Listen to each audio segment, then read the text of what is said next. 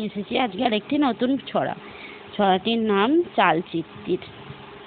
Skipping ঘুড়ি গুলতি লাটাই, এক্কা দোক্কা তেক্কা, হাওয়াই মিঠাই লাঠি lozenges, পরোয়া করে কেক কার, রাস্তা জুড়ে ডাঙ্গুলি আর কুমির ডাঙা খেলা, সিরাপ দেয়া বরফ কুচি নিশুত দুপুরবেলা, লুকিয়ে আমের আচার খাওয়া জানতো না কাকপক্ষী, এমন হাজার দস্যিপনায় বাড়তো মায়ের ঝক্কি।